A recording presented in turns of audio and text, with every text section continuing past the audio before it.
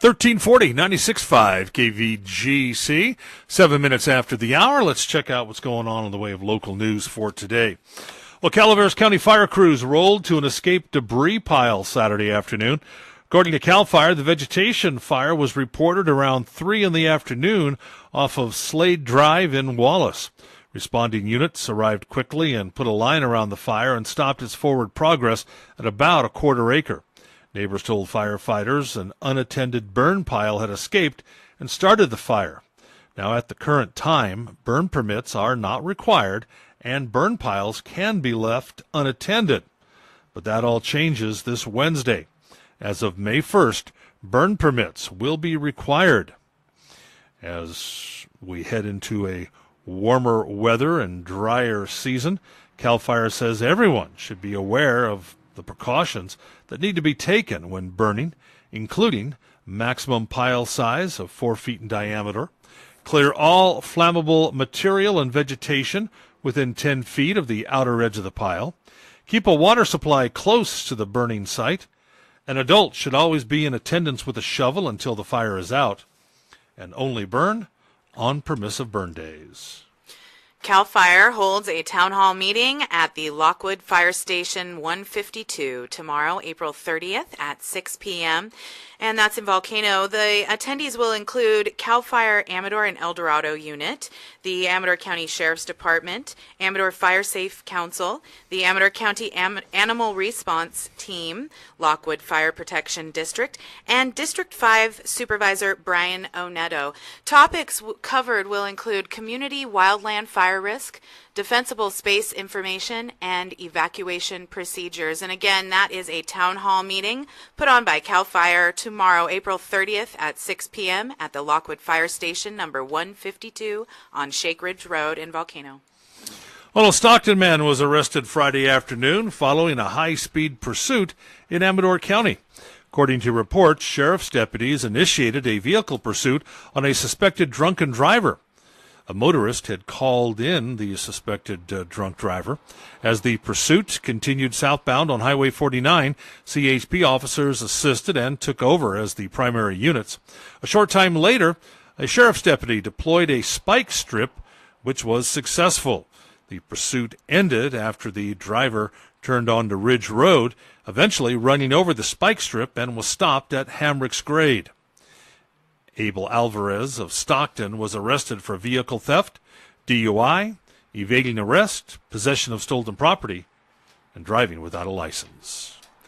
Calaveras County is in the market for another director for Office of Emergency Services. Michelle Patterson, the current OES director, submitted her resignation letter to the county earlier this month. Her last day on the job will be May 10th. Patterson stepped into the role in late February of 2018 in the midst of Butte Fire and 2017 winter storms recovery. The county is working on finding candidates for a short-term replacement, as the recruiting process for a permanent candidate could take 2 to 3 months. The interim position could potentially be part-time with around 24 to 36 hours per week. In a letter to the County Board of Supervisors, Patterson wrote she has accepted a position with another agency and that it has been a privilege to serve in the role as Director of Emergency Services.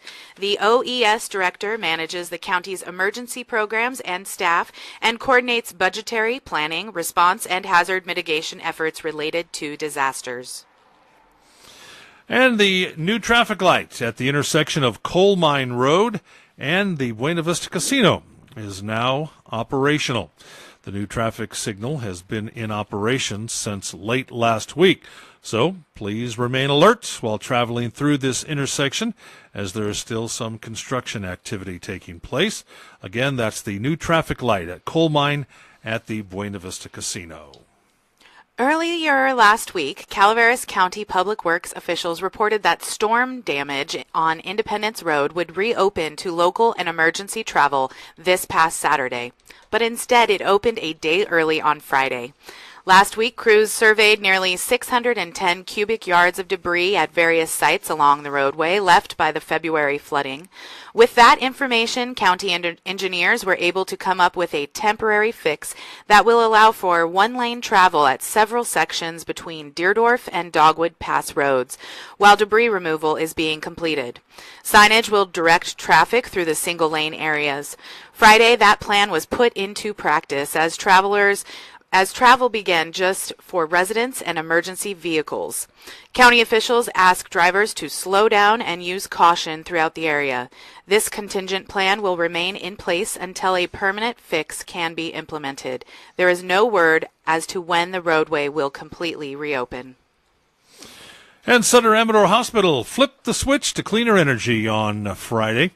As of Friday morning, a new solar system will now provide more than half of the hospital's energy needs. The change was commemorated with the flipping of an oversized light switch in comments from various dignitaries. Now, this is the first of 6 Sutter Hospital locations throughout Northern California that will become part of a pilot program in the network's ongoing efforts to reduce its use of fossil fuels for power generation.